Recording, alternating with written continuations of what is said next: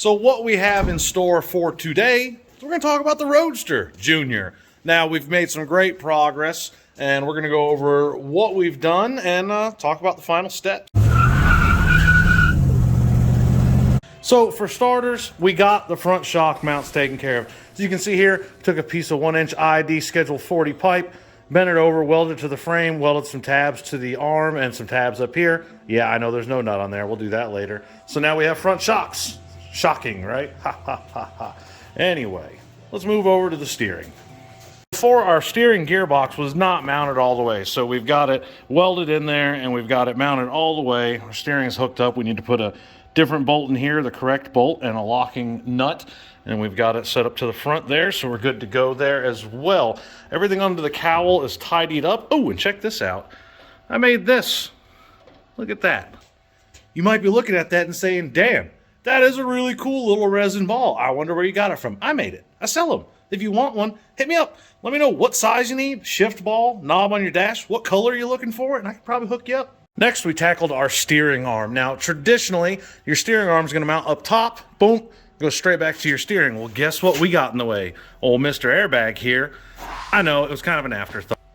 If I had the chance to do this over again, I probably actually would have gone with a different style mount, moved the airbags to the front, or gone with like a Village Custom style cantilever setup. Makes a lot more room and it's a lot easier to handle. So anyway, we bought a regular one, mounted it on the bottom, had to make a spacer to work with the disc brake setup there as well.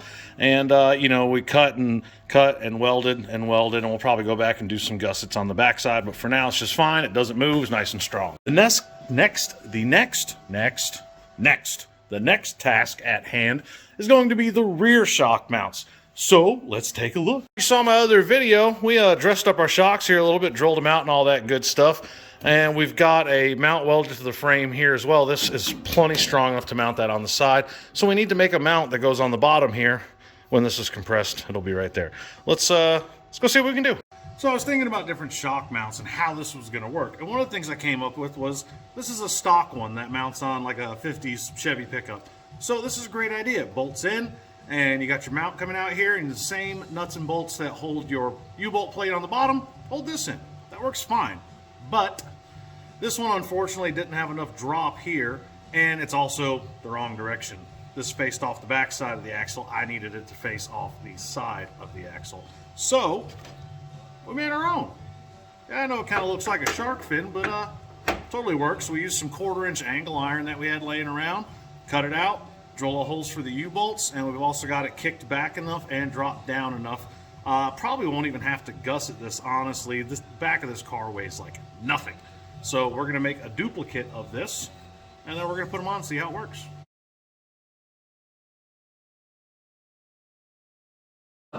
The grill shell turned out pretty nice. We're going to dive in and look at that, and I'll show you what we did to it. We also went over our front suspension. All of these nuts and bolts on the suspension and steering, we went with gradiator higher bolts, and we also installed lock nuts or Loctite depending on the application.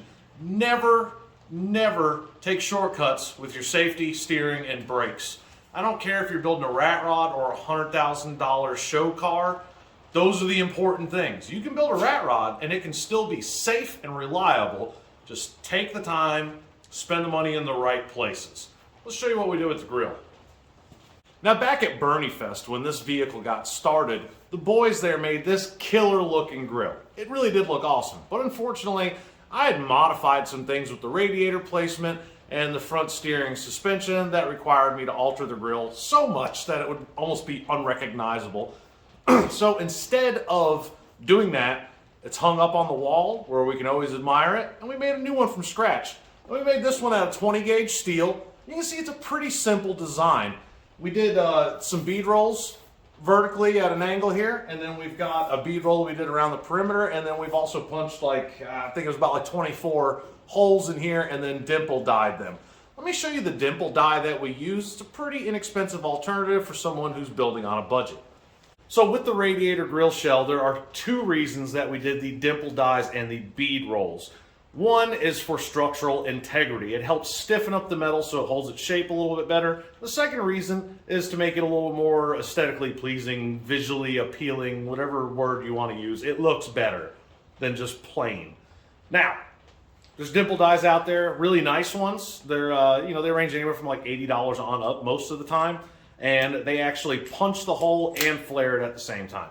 If you're looking to save a little bit of money, they sell these ones on Amazon. It's made by temcoindustrial.com. I'll put a link to this specific one that I bought in the description of the video so you can check it out. This was like 30 or 40 bucks maybe. It might have been more. I might be lying. But either way, you drill a hole with the hole saw, in this case 1.25 inches, and then you put the 2 pieces through, tighten it up, boom, there you go. Now you can use it in a press as well and get rid of the bolt, but unfortunately my press was not wide enough to take the width of the grill shell. And now it matches the seat back set we made a while back. You can use different size holes. I don't know where my other ones went. So they're all the same size until I get some other ones. I might have lost them in the move, who knows. Either way, let's talk about what else we did on this car. Next up, tail light. So we picked up this tail light a while back, and we had to make a bracket to mount it. So we've got it, just 2 little tabs here, holding it on the back. That's our ground wire for now. And then we gave it the same treatment as the headlight. Got our old crusty, nasty license plate mounted on there.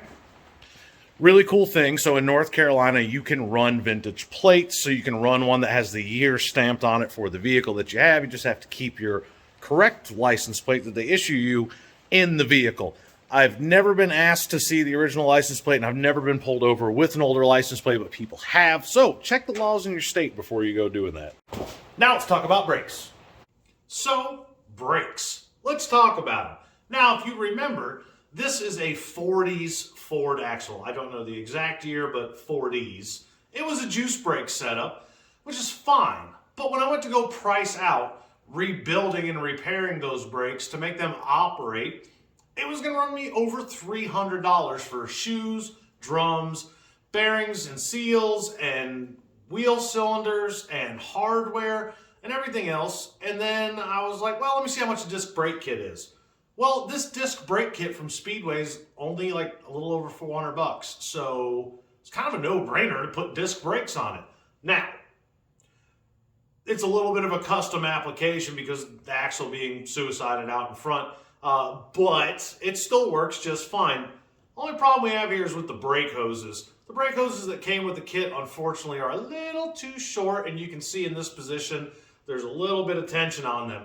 Now, if you look closely right here, there's actually a casting on the caliper right there that keeps the hose locked in. Now, we could loosen the hoses up and move them over here so we have that slack, but then there's nothing to protect that hose from being locked in place. If something were to happen, which is unlikely, but if something were to happen to knock the hose, it could actually turn it loose, causing a leak and lack of brakes. So we'll address that in the very near future. But aside from that, the kit's very easy to install. I'll attach a link right up here for a previous video I did on a very similar axle with the exact same disc brake setup. Nice, easy install, all the parts that you need. I really have no complaints about it. It's a great kit. So we got just about everything wrapped up on the Roadster, right? We did back it out the other day, and it kind of magically drove down the path and out onto the street, just down.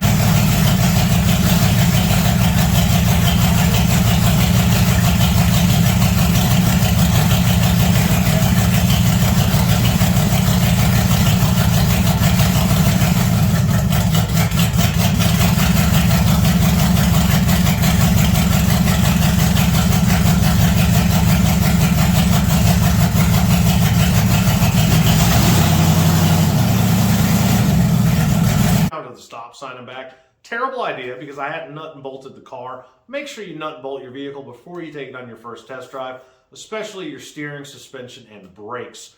I did it bad. Like, my body wasn't even bolted down. The transmission mount was still loose. The airbags were still loose. That was a terrible idea. I shouldn't have done that. But it's my car, not a customer's, so, it was a little more stupid. But anyway, if you have any questions about any of the products I use, like the disc brake kit or the dimple die, and you want to talk to me about it, whatever, just feel free to message me. I'll help you out any way I can. The next video of this car, we're going to be putting some miles on it, test driving it. I'm going to show you some of the procedures I go through when I do test out vehicles and what I look for. And if all goes well, March 18th, we'll be at the Ratchet the Beaver car show.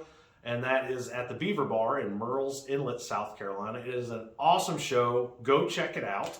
And, you know, I've learned one thing, and that's don't rush. And it's bit me in the ass several times when it comes to a deadline and getting a car to a show. Take your time, do it right, do it the right way. It's worth it in the long run. So if the Roadster doesn't make it this year, it's no big deal. I can take the shoebox, which I need to fix. And, you know, if not, it wouldn't be the first time I just showed up without a car and had a good time. Till next time, happy hot rodding.